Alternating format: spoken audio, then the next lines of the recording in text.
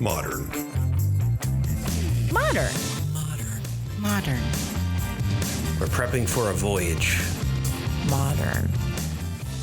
The force of an old-fashioned equals whiskey mass times bitters acceleration. Why don't you make that a double? Modern bar cart.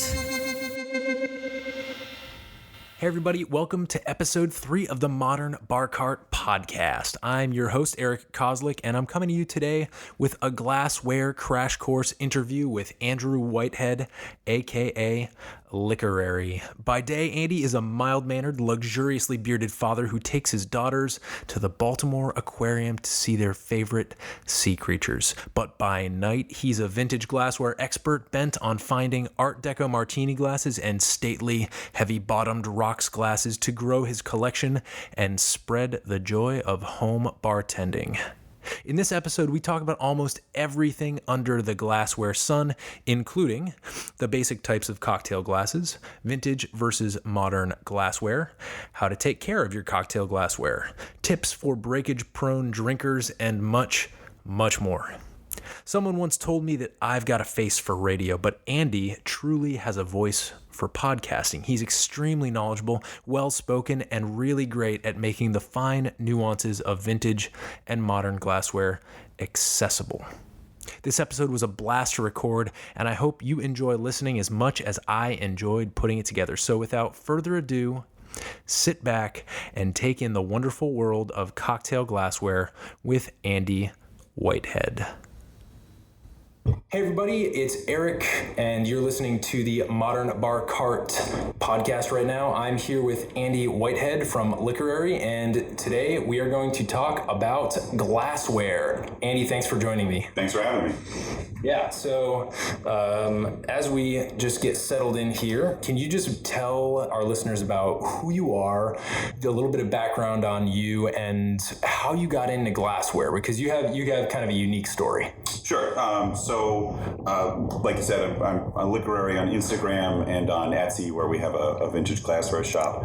I consider myself an amateur enthusiast of all things cocktails. Sort of the thing I do that's not the day job that keeps me sane. And the story behind getting into vintage glassware starts with my day job, which is for the Department of Defense. I spent some time in Iraq back in 2011, where I wasn't allowed to drink and I wasn't allowed to eat any good food. And when I came back, I basically ate and drank my way through the city and discovered how much I loved cocktails. And we started doing a weekly cocktail column on my wife's blog. And we started collecting cool vintage glassware just for our own sake to have, for cool shots on the website. And eventually, sort of by accident, we amassed a big enough collection that we decided to open up our own shop and start selling some of the extra stuff. And in the course of doing that, I don't say I have an expertise in it, but I know a lot more about vintage glassware than I did when I started. For sure. Yeah. That's really interesting because we're in Washington, D.C. right now, and 2011, you said you came back from Iraq and started eating your way through the city, and that sort of, and correct me if I'm wrong, that kind of coincided with a culinary and beverage, I don't want to say renaissance, but it definitely an explosion here in D.C. when things started getting really exciting, right? Yeah, so it was actually this, really fortuitous coincidence. So I'm back from Iraq. It's August of 2011. So the city normally gets pretty empty anyway. Congress is on recess and all the college kids are gone. And there was an earthquake and a hurricane at the, roughly the same time. And there just wasn't anybody in town. And it was not that long after the Columbia Room had opened, Derek Brown's bar within the Passenger. And we just sort of strolled in on a Wednesday afternoon and we had the place to ourselves for hours. And we got to sort of pick their brains for a really long time and just discover a lot about cocktails and why they were so wonderful and what had happened to them over the course of the 20th century, so the ebb and flow of cocktails. And this was the original Columbia Room. That's right, yeah, right. Before they moved it. Wow, that's a really cool story. Moving on to glassware and sort of the role it plays in cocktail, I want to pick your brain about sort of two ends of the spectrum. I want to talk about how to build your bar cart and how if you're a person who is, just starting to get into cocktails, or just starting to start putting this stuff together and purchasing it, how do you go about that? And then I also want to talk about, I guess, more generally and perhaps more esoterically, but we don't have to get super, super abstract or anything, but what is the role of glassware in a cocktail experience, in your opinion? Yeah. So, I think it's really easy to get trapped in, the game of one-upmanship of trying to, make everything as flourishy as possible. And I like to tell people that, you can drink an amazing cocktail out of a flip cup and it's still going to be an amazing cocktail, right? The glassware isn't what makes or breaks it. But there are, things that you can do, just like you might put craft bitters into a cocktail to bring it up that much. You can put it into, a vintage glass or a well-made modern glass that's going to give you just that added aesthetic. So this one, I brought this one over. It's one of my all-time favorites. It's made by Libby. It's from the Rock Sharp line. Libby is this prolific glassmaker that's still around, and it's sort of this classic cocktail glass shape. It's the precursor to the Art Deco martini glass, but you'll see that it's not quite as shallow, right? So it doesn't spill as easily. Right. And it is really tiny, right? So this is actually just 3.5 ounces, which means if you're mixing a Manhattan or a martini and you've got 3 ounces of alcohol and you stir it and add 1/2 ounce of liquid, you get this perfect wash line right at the rim. Oh, wow. And it's got a little bit of weight to it, so you know that you've got a drink in your hand. You're not going to slosh it around by accident. It's a lot harder to spill it. It's got this nice sort of faceted handle that gives you a nice grip. It's got a nice sort of visceral feel to it in your hand. And it just gives you that clean, sort of that perfectly clean line of where a cocktail should end. And it also means that you're only making, you're making exactly the right size cocktail. This is what you should be sipping, and it's still going to be cold down to the last sip. You don't want this 11 ounce behemoth that it's going to be warm by the time you get to the bottom. So it's just sort of little things like that can just make it a little bit nicer. Sure. I'm really fascinated with some of the words that you were using. Faceted, visceral, clean, a perfect wash line. And I think that all of these or many of these are terms that most people wouldn't necessarily think about when it comes to making a drink. And I think the most common, maybe not, it's not a misconception, but the most common thing to do when you get a cocktail is to think about the cocktail as the thing that's in the glass, as opposed to the glass, the thing that's in the glass, the garnish, the person who made it, the place where you are. And those are the things that I'm really fascinated by when it comes to cocktails, because you can be a great cocktail technician. You can learn the math that goes into things like dilution. You can learn the ratios. You can have 20 to 50 craft cocktails memorized, but I think it takes a really creative mind to be able to take those technical things and then move them into a softer, more creative area where you're thinking about things like the glass, thinking about how if you're in a bar setting, you're going to be hospitable. And the same in if you're having a cocktail party at your house, how can the service or the hospitality aspect be played up? Would you mind talking, first of all, follow up on the maker of this glass? You said Libby? Libby, yeah. Yeah. Can you talk more about Libby? Are they American? Yeah, so it's an American company. Back in the 1950s or so, there used to be dozens and dozens of glassware manufacturers in the United States. It was a big industry, and now there's really only a handful left. And Libby is one of the few that's left. A lot of the vintage stuff that's out there that's available is Libby, because they were so prolific. And their current line is everything that you'd expect from a modern glass manufacturer. Their cocktail glasses are really kind of uninspired and overlarge, and they have this history of making these awesome glasses. And it's just it's one of those things that I think was lost. It's still around, but I get no sense that anybody working there now really remembers what they used to put out. Okay.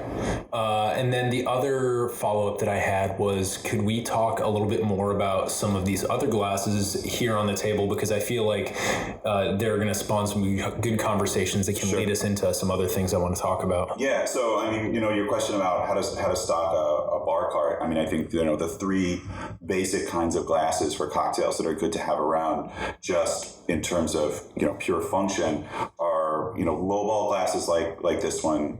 This one is, I think, Dorothy Thorpe. So it's this, fairly simple lowball glass with a nice heavy bottom, but it's got this great silvered rim, and a lot of the silvered glassware that you see is by her. And that's anything from your old fashions to a Mai Tai can go into this. Anything with a lot of crushed ice or a big ice cube like your rum punch, and then highball glasses, obviously, and these are probably the easiest ones to find in vintage terms, because there are just so many of them out there.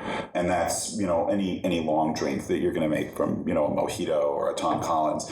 And then sort of the all-purpose star is the coupe glass, and you can put pretty much anything in a coupe glass. You can put an old-fashioned in a coupe glass if you wanted. You can put any kind of daiquiri. You can put any kind of stirred drink. And so these are just three examples of ones that I have at home, but they can they can be anything really. But this is the simplest thing. If you don't want to go crazy overstuffing your house with old glass like I have, these are sort of the three basic ones to think about. Right. So just so folks can picture this, and what we're going to do here is we're going to post a ton of photos in the show notes. We're going to link to glassware manufacturers like Libby so that you can go and check out the stuff that they have. But just so you can picture a little bit better what's here on the table in front of us, we have a couple terms that I want to just circle back on, and of course, you can correct me if I'm incorrect on any of this, Andy.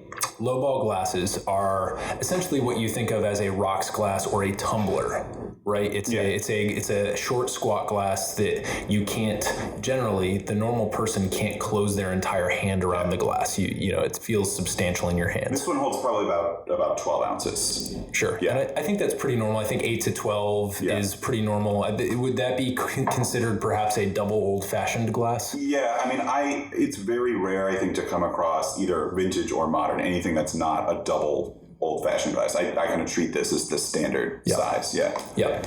And then a highball glass. So that would be a lowball glass. So different words for a lowball glass would be rocks glass, tumbler, lowball, old-fashioned glass.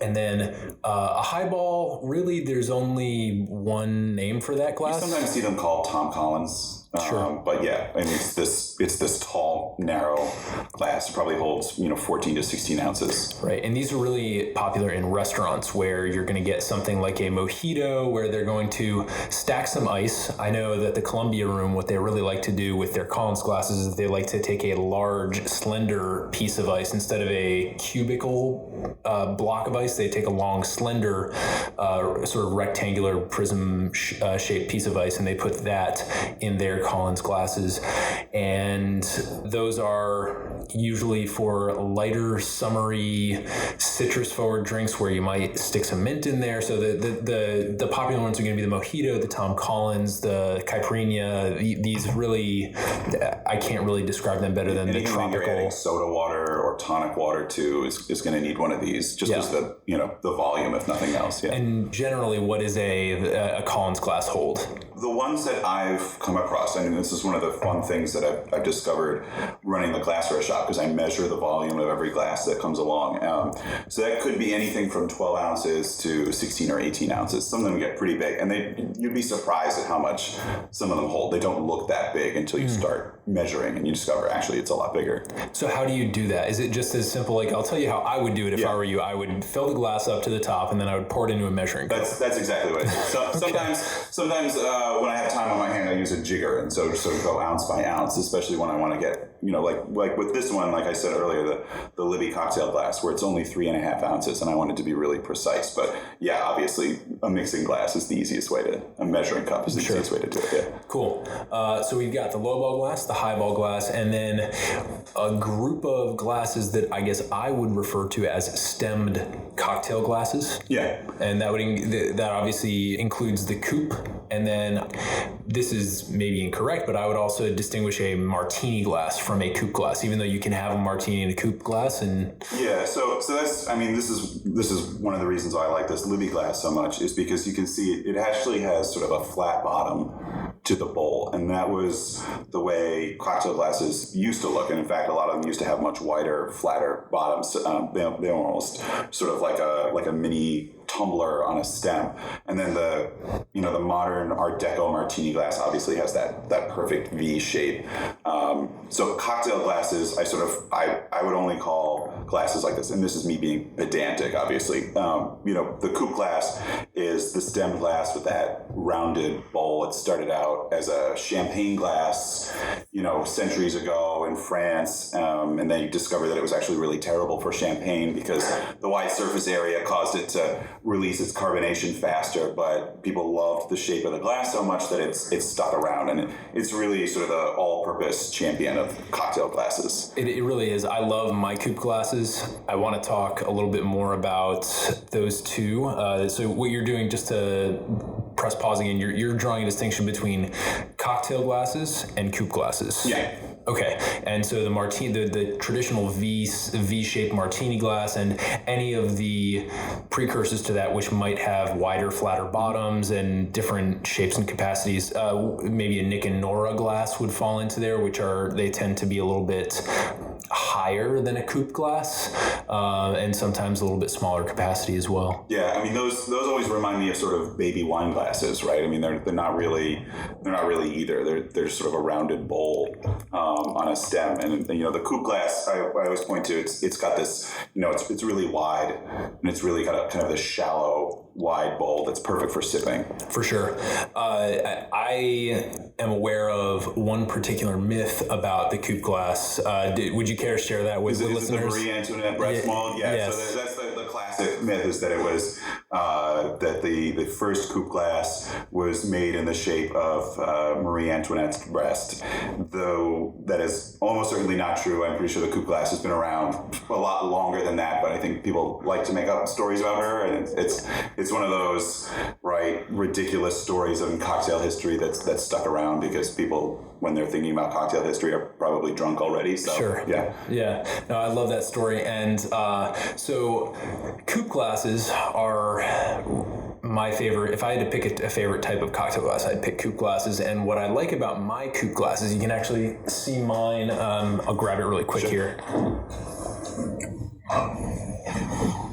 So what I like about my coupe glass is that it's a little bit taller and a little bit larger than some of the ones that you're going to find at restaurants and bars. Usually when you walk into a restaurant or a bar and you order a cocktail that comes in a coupe glass, there's this one standard coupe that almost inevitably shows up, and it's a little bit stouter and more robust. It's got a thicker glass, and if you check this one out, it's a little bit thinner and more delicate when it comes to the bowl, which is the top part of the glass that holds the liquid, but it's I really like the relationship of the bowl to the stem. I think it has a really nice line, and it allows me to, when I do make cocktails, I have a little bit of room at the top where it's not right up at the top, because I have to walk myself from the kitchen to the living room. I can't just kind of glide it across a bar at someone. Right. So, you always have to be careful, right? Like I said, this one, you fill this glass, this Libby glass right up to the top. Makes it pretty hard to put a garnish in, right? Because you pretty quickly overflow it. So there are trade-offs, right? Sure. And I think that for me, that's you're looking at my cocktail, my martini glass, my V-shaped cocktail glass here. It's a lot steeper. The angle between the top of the glass and the bottom of the glass is a lot smaller than in some of the classic martini glasses that you'll see out there. I have used those, and I'll look to speak with somebody, and then my drink will be running down my arm, and this won't be my third drink. This will be before I've taken a sip of my first drink, I've spilled half of it. So that's a personal preservation move on my part, I think. Absolutely. So before we move too far beyond that, I'm noticing that some of your glasses have some really interesting either finishes or decorations on them, and I think that's something that one tends to see more in vintage glassware, which is obviously your specialty. So what I'm hoping you can do is maybe take us through, for maybe younger people who are used to only seeing glassware at bars or their parents' home who don't have vintage glass, like what are some of the things that you can do to dress up glassware, which is usually clear and therefore doesn't really have anything else beyond its shape to recommend it? Right. So, I mean, like a lot of vintage glasses, and this was really popular mid-century, was, to gild the glasses or silvered glasses, like the low ball over here. Like this, this coupe over here has this great gilded rim. And not a lot of those have survived, unfortunately, because it does wear off, right? And if you stick them in the dishwasher, which I have discovered a lot of people have done, it strips that right off. And I think glassware manufacturers probably moved away from it a while ago because it gets ruined so easily. And I feel like tastes have changed pretty dramatically over the years, right? You've got these spare unadorned glasses, but I mean, I don't think it hurts a glass, if it's like the Libby glass doesn't have any real decoration to it. And that's where, maybe it's a question of, do you want the drink itself to sort of be the star, or do you want to share the limelight with a glass, right? So, the highball glass that I got is one of these sets that used to be made, or at least sold by airlines and gas stations, would sell these commemorative matched sets. This one is cities around the world. I brought the Bombay one. Gotcha. And it's a decal, right? It's not anything particularly fancy. It's, when I make a drink for Instagram, these are actually pretty terrible glasses because the decal covers up pretty much all of the detail of the drink itself. And so if you just want to show off a cool glass, that's fine. But if you want to show off the drink, sometimes having something that doesn't have a lot of ornamentation on it. And that's why I really like the gilded rims, because it's sort of the best of both worlds. Right. Yeah, I love the gilded rims. Personally, I try to be in many situations a moderate, and I think that's a great way to have that adornment, but to be able to also enjoy the color of the drink, be able to chill out with the garnish a little bit, and not have that occluded from your sight. But I'm also noticing that some of your glasses have a sort of like an oil slick or like a rainbow opalescent finish. Yeah, so these are iridescent glasses, and that was the other cool thing. So they were originally manufactured in like the 20s and 30s and fell out of style for a while, and then were popular again in the 60s and 70s, and then again fell out of style. But it's really subtle. You don't actually see it if you pour a dark drink into it, but if you have something with a lot of ice, if you have a lighter colored drink and you hold it up to the light, you see these swirls of greens and blues and pinks that is it's really cool. Yeah, that's lovely. Is that something that they do to the glass? Like, the answer is yes, but do you have any idea? I honestly have no idea how they manufactured it, and so that was one of the things the reason I brought these two little 1 ounce thimble sized cordial glasses, right? So the ones that were made in the 60s and 70s were mostly just regular calcium glass, right? There's calcium in the mix. When you clink them together, you kind of get that thunk, right? That dull thunk. Right. In the 20s and 30s, they were making lead crystal glass, where the lead took the place of calcium, and it makes the glass stronger, so you can make glasses a little bit thinner, and it gives you this nice resonant ping when you clink them together. And so when you find iridescent glasses like this, I mean, I honestly don't know if they were doing it two different ways in the 20s and the 60s, but a lot of the iridescent glass you'll find will actually be lead crystal glass, and that's the easiest way to find out, is to delicately clink them together and see if they give you that sound. Keyword being delicately. That's great. So one of the things that I just want to point out, and this is because our generation has been programmed to think that lead is a dirty word. If you go into a place and you see for example, a decanter. Decanters are a common place where people encounter the word leaded crystal because they're these big a decanter is anything that you put a spirit or wine into to help that breathe and kind of achieve its full potential by getting a little bit of acquaintance with the air as opposed to being locked in its bottle. But you see a lot of leaded crystal there. And then the only point I want to make is that lead in terms of glassware is not a bad thing. And I really like the auditory cue that you just gave us. So it's a little bit more lustrous too, right? So if you give it a facet, it kind of sparkles a little bit more, which are the main reasons why they made glass with lead, that it was prettier and it was sturdier. I did a lot of research on this when I first started discovering. Sorry, folks. When I first started discovering leaded glass, because the last thing I wanted to do was sell people poisonous glassware. And so I want to preface this by saying I'm not a doctor, I'm not a scientist, a chemist, or anything like that. But my take on it is that if you leave, if you pour a drink or if you decant a bottle of wine that you're having for dinner that night, then you're not in trouble. If you store alcohol in it for a long time, right? If you decant a bottle of scotch into lead crystal and let it sit, you run a risk that it will start to leach lead into the alcohol, right? Ethyl alcohol is such a wonderful solvent. It just likes to absorb anything it touches. And so that's the key distinction, right? It's perfectly safe, I think, to drink a cocktail. And I drink cocktails from leaded glass all the time without concern. But I wouldn't store anything long term. Absolutely. Alcohol has really powerful extraction properties. And so definitely, if you're considering using a leaded decanter or a leaded glassware in that way, definitely think twice. We're not saying don't do it, but we're saying that we're not doctors and we don't know what's going to happen. So moral of the story is, if you're just going to drink a cocktail that's going to be in that glass for like 5 minutes to a half an hour, then you're totally, in all likelihood, just fine, unless there's some sort of deformity or, defect in the glass. So really interesting different ways there between the leaded glass, the iridescent glass, the gilding on the glasses, maybe the decals on the glasses.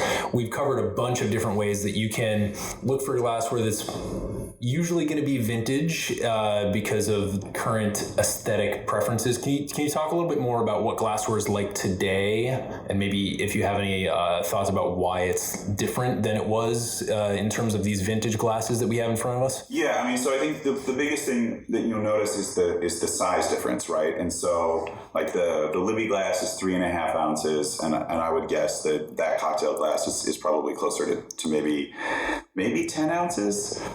And the coupe glass here is, I think, about 5 ounces, and I would guess that one's closer to 8. And so glasses just used to be much smaller. And I don't think that's necessarily a bad thing. I mean, I don't know what you could possibly drink out of these little 1 ounce things, but, except for highball glasses and lowball glasses, which are just sort of your standard workhorses, it's the coupes and the cocktail glasses that we're really talking about in terms of size. The vintage glasses are usually smaller. Stuff from the 60s and 70s started to get a little bit bigger.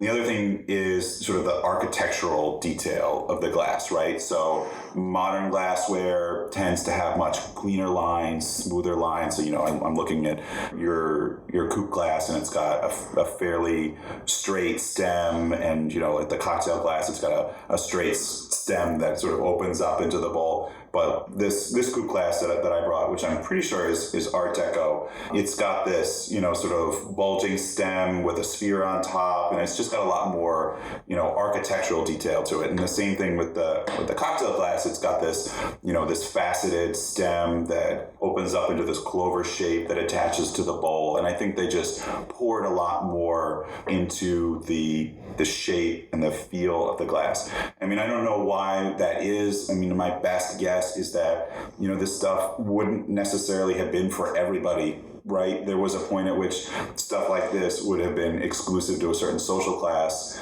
and And when glass became a mass market thing that they were selling to everybody, they sort of started cheaping on some of the details, or maybe it didn't have to be as flourishy and ornate as it had been in the past. But I mean, I really couldn't say why that happened, that sort of aesthetic trend. But you'll certainly find, mid-century to the 60s and 70s glasses that look kind of like the ones that you've got now. So this isn't, if you find a glass that looks like that, it's not necessarily a modern glass. But if you find something that looks like this iridescent glass with the gilded stem and all of this, all of these details to it, and it's only about 5 ounces, that's almost certainly pretty old. Sure. Yeah, and those are great insights, and I think it's probably impossible to pin down exactly why taste preferences changes. I think it's due to a number of factors, but today's glasses definitely a little bit smoother, cleaner. I would use the word sleeker. I don't not to say that the vintage glass isn't very attractive in its own right, but the last thing I want to do here is zoom in on a technical term you've been using called faceted. Mm-hmm. Can you just give us a definition of that? Yeah, so I mean, you see a lot of the stemmed glasses have these really smooth stems. This one has this six-sided sort of cut stem with sharp edges, right? Mm-hmm. And I think the idea was, you would always know where your fingertips were on the stem as you were holding it. It makes it a lot harder to casually slip it through your fingers because it's got these, sort of hard edges, and, it's got this little sort of notch at the top between the stem and the bowl. And so you always sort of know where your fingers are. It gets larger towards the top and then it narrows. It sort of gives you just this tactile cue of the glass. And it's the same thing with this one. It's a six-sided, faceted stem, and you always have a good grip on it, and you always know where your fingers are. I wonder, I couldn't tell you with certainty, right? You don't want your hand to touch the bowl of a glass and warm up your drink, especially if it's something in a coupe glass or a cocktail glass that doesn't have ice in it. And so this sort of tells you, it's a little bit of a signal. Your fingers are getting too close. You might want to slide the drink down a little bit further. Okay. Yeah, that's really fast. I had never thought about it that way, but that makes complete sense based on, the types of drinks that are going to be in these coupe or cocktail glasses are going to be the ones that don't have ice. And so, today, bartenders in many bars are going to be chilling these glasses down ahead of time. But back when ice was a bit more of a commodity, you couldn't necessarily count on that. So that's an interesting survival mechanism for the glass and the drinker that you pointed out. So clearly, folks, I know what I'm learning right now is that glassware is a lot more complicated and technical than certainly I thought it was when I was starting out. And the neat thing is, if that is the sort of aesthetic that gets you excited, then there is room to grow with that. You don't have to be satisfied with the glassware that you find in your department store or on Amazon. Amazon's bestseller, for example, is going to be probably just, a very generic piece of glassware that gets the job done. Where are the best places, Andy, for people to look if they're into glassware like the stuff you've been describing? If you want to look for vintage stuff, right, it's a little bit of legwork. Thrift stores, antique shows. If you're in the DC area, the DC Big Flea is about 4 times a year, and that's where we found a ton of our favorite stuff. Flea markets, garage sales, right? So it's kind of a numbers game. You're going to look at a lot of places before you find stuff that you really love. Some of the modern manufacturers, the one that I can think of off the top of my head, Cocktail Kingdom, has started lines of glassware that are sort of somewhere in between, right? So it's, the classic coupe shape, maybe about 5 ounces, gilded or silvered rims, but it has those sleeker lines of modern glassware. It doesn't have a faceted stem or something like that. So those are probably the glasses that I can think of that are the closest to getting a vintage style glass without actually going out and finding vintage stuff yourself. Great. I want to move on to glassware care now, because what's going to happen is if you're somebody listening to this podcast and you're just starting your bar or bar cart, you're going to pick up some glassware and you're going to bring it home, and eventually you're going to use it. And when you start using your glassware, there's going to be things like cleaning, storage, and basically just avoiding breaking this stuff, which is it's a question that I have, I have broken a horrifying amount of beautiful, vintage, irreplaceable glassware, and it just breaks my heart every time I do it. And it's usually some stupid, careless, klutzy move that ruins it, but it is all really fragile. A lot of it is, like I said earlier, the glass is thinner. They have different kind of weights and balances to them than some of the modern stuff. I mean, right, you're not going to tip over the highball glass or the lowball glass, but the coupes and these stem glasses are very easy to knock over. So I think the biggest thing is, just to sort of be mindful of it.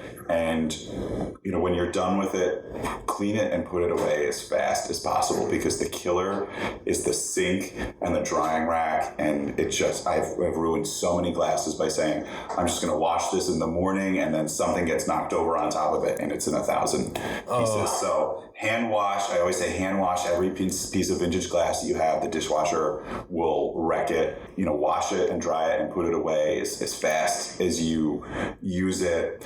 And then, try not to shock it between hot and cold water, because again, some of this stuff is old, and it might have manufacturing defects from when manufacturing wasn't as standardized. And I had this beautiful mid-century mixing glass that I was using, and after I started drinking it, I would toss out the ice and I would rinse it with hot water, and then the base started to crack, and I realized that I was ruining it by shocking it with the hot water. And so I thought, in the future, cold water only. Gotcha. And some of the stuff like the 60s and 70s, this stuff is going to be, it's made to, it's made more along modern techniques, right? This one, as cool as it is, you can see it's molded, right? So it's got a seam. You can see where it was actually poured into a mold as opposed to being hand blown, like something like these little cordial glasses or this, the more ornate coupe might have been hand blown.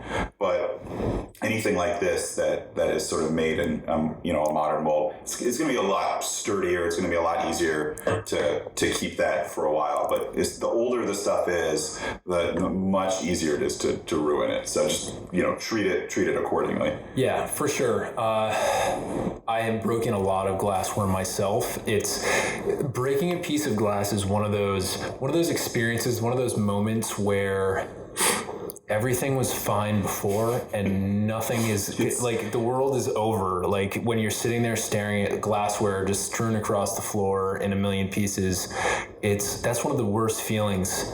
So a couple things I want to highlight from what you said, Andy, was dishwasher. I just don't think there's a really good excuse to put glassware in a dishwasher unless you are a commercial bar that has, again, remember back when I was talking about the coupe glasses that you normally get at a bar. They're shorter, squatter, and thicker. They're more substantial because they're meant to go in those behind the bar dishwashers, get slammed with heat, and then come out nice and shiny and ready for the next drink that goes in them. They're built to accommodate that, but not everything that goes into your home bar is going to be. And like I said, with these glasses that have the sort of the silvering or the gilding, you'll find a lot of the vintage ones, and they'll look like they were scoured, right? They'll look like somebody took steel wool and scraped off the metal finish, and I'm pretty sure that's the dish detergent in a dishwasher. It's meant to scour food off of dishes, and it's very abrasive, and it'll just ruin those. Right. And another thing, I mean, just think about the mechanics of a dishwasher. Many dishwashers have like a little wheel at the top that spins.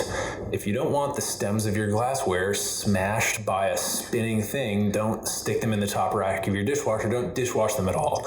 I think the nice thing is that most people who go through the trouble to get vintage glassware and make really informed and aesthetic choices with their glassware are going to want to take care of it anyway. But just a word to the wise. So luckily I don't have a dishwasher. I don't have to worry about that stuff. But the point about putting them away as soon as you're done with them is also really good, because we cannot control things like pets. We cannot control things like children. And both of those are a nightmare when there's broken glass on the floor. Okay. So good glassware care instructions there. A couple of other things that I wanted to hit, especially for the newcomers to glassware and to cocktails in general. So we've talked about the different types of glasses. If I could just have you imagine that you were, let's say you were 23 years old, 24 years old maybe, and you were just starting to get into cocktails. If you had no glassware beyond like some plastic cups and maybe a few like pint glasses at your place, and you wanted to start building a bar or bar cart, how would you go about doing that? Geez, I mean, that's a tough question because, I mean, I was a disaster of a drinker, at 23, 24, right? Like Sure. it took a few years of living in DC and being exposed to guys like Derek Brown to figure out what was what. But, do it on a budget, right? I mean, like I said earlier, it's really easy to get wrapped up into, everything has to be cedar plank infused and it has to be, the vintage glass. And it doesn't have to be that way to build a good home bar or to discover cocktails. And so I think, starting out, I didn't have anything vintage. I mean, right, we had some coupe glasses, I think, that my wife got from Anthropology, and, some generic lowball glasses. And that was fine, right? Like, that's all you need to start figuring out the basics. And I think that's probably the most important thing, is figure out the basics, master the classic recipes, understand how flavors work together, and then start to worry about the next step, right? Sure. And don't go vintage right away, right? Get the Cocktail Kingdom glasses, because if you break them, it's not great, but it's replaceable, right? Sure. So that's where I would start, right? Just focus on mastering the stuff to make a really good drink, and then everything builds on there, I think. Sure. I think that's really good advice. I mean, personally, I started out with a set of cocktail glasses and a set of lowball or rocks glasses. And for me, I was really only drinking with one other person. So a simple set of two, or a situation where it's like an Amazon or a Williams-Sonoma or something like that, where you can pick a set of two, a set of four, where you have a little bit of flexibility with that. It's a good way to save a little bit of money, and don't buy crystal right up front, because you're gonna break the first set of glassware that you get. You're gonna break. I think it's a learning curve. I think everybody needs to break a glass every once in a while. It's sort of a rite of passage in a restaurant or bar scene. You're gonna break some glassware, and if you see a experienced bartender break a glass, it's not a crisis. Like, they don't even bat an eyelash. So it is something that we all have to do. So don't make your first set of glassware a really fancy one. And before we jump into the really quick lightning round questions here, where people get to get your personality and maybe some motivation to follow you on Instagram and other social venues, I wanted to ask if there are any pieces of literature. So whether it's a book, or because you are into vintage stuff, maybe there's an antique guide to either valuations, or maybe a set of maybe a website where it kind of breaks down the antique shows in various areas. Where can people go to learn about either glassware or the hunt for vintage glassware? Yeah, so I mean, in terms of glassware, if there's stuff out there, I'm not aware of it, and learning about a lot of this stuff has involved a lot of really piecemeal discovery about different styles of glass or different manufacturers, and as far as I know, there's no central repository, which suggests a huge gap in the market, right? There's a big opportunity for somebody out there, and it's probably not going to be me, but somebody out there to put that together. But there's a lot of rumors out there about where glasses come from, like the Marie Antoinette rumor about the coupe glass. You'll see people who sell this stuff online often have no idea what they have. One of the things that they used to make in the 50s and 60s were these mixing glasses that were shaped kind of like a giant brandy snifter with a spout, and a footed stem. And these things are massive, right? They're like a foot tall, and people will list them as brandy snifters because they literally have no idea what they've got in their hands.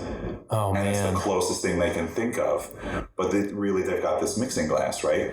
And so there's no one place to turn to. And so if you are interested in this stuff, it's a lot of digging online into, esoterica. In terms of, literature on cocktails, I think the single best place to start is with David Wondrich's Imbibe, which is his sort of retelling of Jerry Thomas's original, very first cocktail guide from, 1867 or whatever it was. And that was just such a, it was the first one that I read, and it was a touchstone for me for a really long time.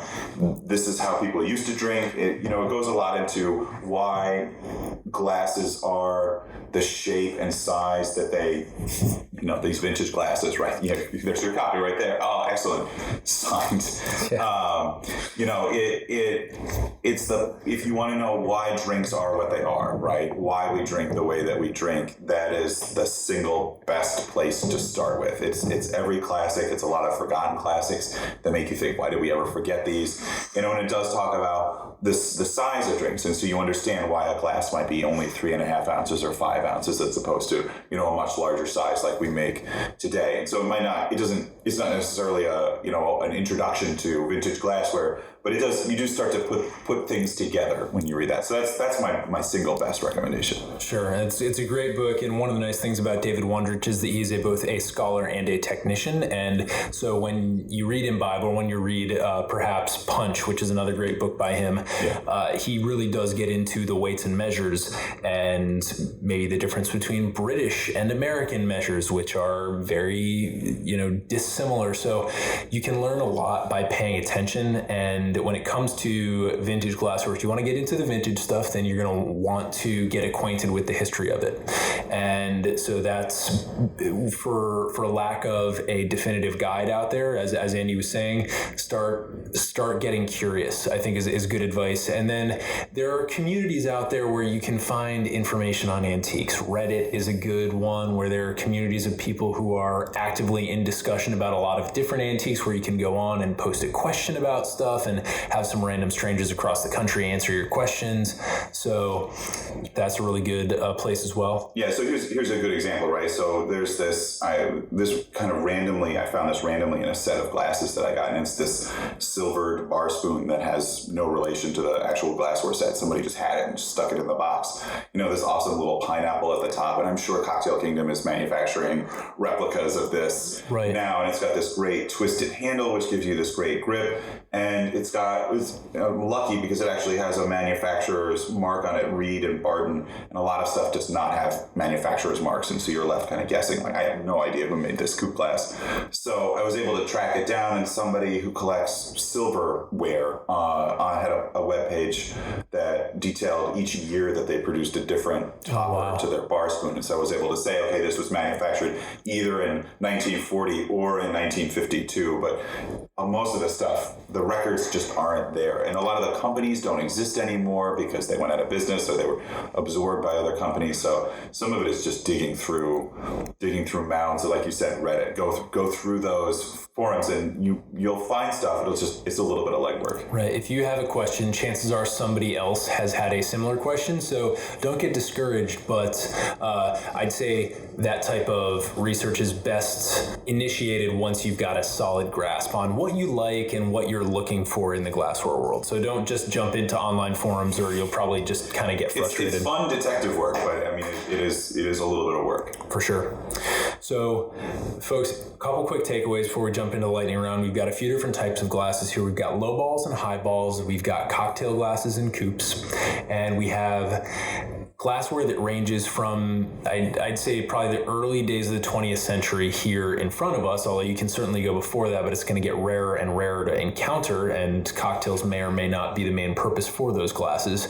But as we move from, the early 20th century through the mid to the late late 20th century and our contemporary times, glassware trends have changed from a more ornate, I guess one might argue higher quality with leaded crystal and faceted stems toward a sleeker, rounder, maybe more generic, straighter style. And there are different reasons for it, different costs and benefits. So always store your glassware in a safe place after washing it, and not in a dishwasher if you can help it at all. So to me, those are the big takeaways here. And I want to let you know that we will be linking to all of this in the show notes. If it has, whether that's David Wondrich's Imbibe or some of the places where you can learn about this glassware online, we'll definitely have some links there, as well as some photos of the glassware that we just discussed. But getting into the lightning round, Andy, what is your favorite cocktail? And if you don't have a favorite of all time, what is a cocktail that you've recently been enamored with? So I think my all-time favorite is the Sazerac, the classic New Orleans, absinthe rinse, old-fashioned riff, and it's actually fun to think about in terms of glassware because a lot of it's the one drink that I can say I can go to a bar and if I can order it, it's a simple drink, but if they get it wrong, I know that they're going to get a lot of other stuff wrong. So a lot of Sazeracs are served. I use the term wash line, right? That's the point in the glass where the cocktail reaches when it's poured into the glass. And a lot of Sazeracs will be poured right up to the rim. Their wash line will be really high, but you lose a lot of that wonderful aroma from the absinthe, which I think is like the greatest hallmark of the Sazerac, right? You can put a little tiny bit of absinthe in and it's going to have a little bit of an effect on the flavor, but that aroma is so overwhelming. And so I like to put them into lowball glasses like this, where you might only have 2.5 ounces of liquid on the bottom, this really low wash line, and all of this negative space in the glass that would kind of otherwise look kind of weird, but the whole inside of the glass is coated with absinthe, and it's just pouring off all of those complicated smells. And when I started making Sazeracs, I had no idea, and I was pouring them really high, and I thought I could never quite capture that wonderful experience that I got when I had my first perfect Sazerac. Yeah. And I think that's the missing element, is right. You have to think about the drink in relation to the glass, and you're not getting a bad drink, but it's not as good as it could be if you really think about its relation to the glass. I realize I'm kind of contradicting myself earlier, but I think it's a fun way of thinking about it. I don't think you're contradicting yourself at all. I think what you're doing is you're pointing out that it's sort of like a spectrum. Like when a cocktail, it's not an object. It's an experience, and so you're putting the glassware in the same experience as the liquid, and it's just so complicated. I really love your use of the term negative space there. It's a really artsy term to be using, and as somebody with an arts degree that is currently sitting on a shelf right now, not being really used, it excites me. But that is to kind of like speak to the audience right now. I think that is the hallmark of when you've spent enough time with something, you start looking at it in a different way, and I guess some of the technical barriers break down and become a little bit more emotional and a little bit more resonant. So as opposed to the amount of volume between the liquid line and the top of the glass, it is now being referred to as negative space, which is like something that poets and artists use all the time to describe aspects of their work. So I really love that. And kind of riffing on that question, is there a piece of glassware that is either your favorite of all time or perhaps your favorite right now, this week, this month, this year? Yeah, so like I've gushed over the Libby glass. These are kind of my favorite right now, these coupe glasses, and they're kind of so over the top, right? Like it's got this gilded stem and this glass sphere at the top of the stem, and then it's got a little bit of a gilded rim, and it's iridescent, and it's very frou-frou, but man, like a drink looks so good in it. And so if you're shooting pretty much any drink for Instagram or taking a photo of it, right, you're going to serve it to anybody, it just looks amazing. And again, it's art deco. It's just really kind of, lots of curvy lines and just lots of architectural shape to it. It's just got a lot going on, and that's probably my number one right now. That's awesome. I love just the collection that you have here, and we're definitely, before I let you leave here, I'm definitely going to snap a bunch of photos so that we can get people familiar with that. Is there anything that you want to communicate to people who are listening to this podcast before we give them the different means by which they can connect with you? No, I mean, it's just one of those fun aspects, right? And it doesn't have to be a big deal. And like I said, start at your thrift store, or, start at your local Salvation Army, and just browse through the shelves, take a couple minutes, and you might discover something really amazing, and for not a lot of money. And that's just a really great way to start incorporating some of this cool stuff. And it's an easy way to wow people, right? Because there's not a ton of stuff that's made today that looks like this stuff. So it's an easy way to impress, your friends or something when you pour them a drink and something like this, even though, you could probably snag something like this, in a thrift store for not a lot. It looks like $1 million. Right. Yeah. And some of the things that we're going to be trying to highlight in this podcast are ways to kind of 10x your results with relatively little effort. So, long story short, vintage glassware, or at least carefully considered glassware. Vintage isn't your thing. Like, based on the selections that I have here, it seems like vintage is not my thing, although I can certainly appreciate many aspects of it with the facets, the weight of the glass, the color of the glass. But, whether it's vintage or carefully considered, then, you can really get a lot of effect with that if you do a good job and put a little bit of time into it. Absolutely. Yeah. I was going to point out, right, I think, I'm a big collector of vintage glassware. I'm not crazy about a lot of vintage lowball glasses. They just don't have a lot going for them. And I think there are a lot of people making, this is probably the one big exception, lowball glasses. There's tons of people making really beautiful lowball glasses, really clean lines, but they have a ton of weight to them. And that's, for me, like having a nice hefty glass in my hand makes me feel more like Don Draper than having, this silver vintage glass, right? And so it doesn't have to be vintage to be cool. It should just be the thing that makes you feel the best about that drink.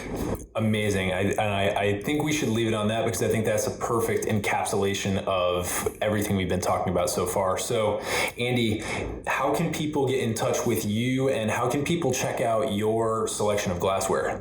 Sure. So you can find me on Instagram. I'm Liquorary. We also have a shop on Etsy. We've actually been thinking about taking that down and trying to switch more towards local pop-up shops. It's still up for now.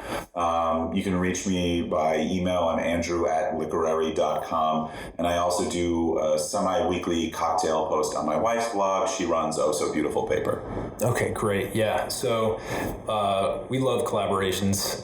We personally have done a lot of collaborations, and this podcast itself is just a set of small individual collaborations. So it's great that you're able to do that with your wife, who's also, that you can kind of connect on the aesthetic front, where she's doing, her projects, and you can come together once a week and provide something beautiful for folks to check out. So everybody, we will link to all of the ways to get in touch with Andy in the show notes. And as always, please let us know here at the podcast@modernbarcart.com, if you have any questions. And if you find a piece of glassware, whether it's vintage or modern, that you think is really cool, then snap a shot of it, preferably with a cocktail inside. Share it with us on social media, and we will reshare it and congratulate you on your awesome find. But until next time, drink responsibly and experiment boldly.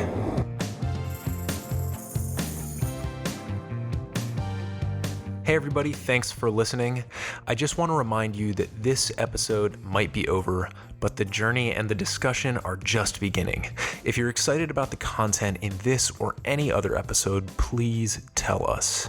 Follow us on Instagram @modernbarcart for recipes and great product tips, or stalk me personally @Quixologist. That's QUIX-ologist.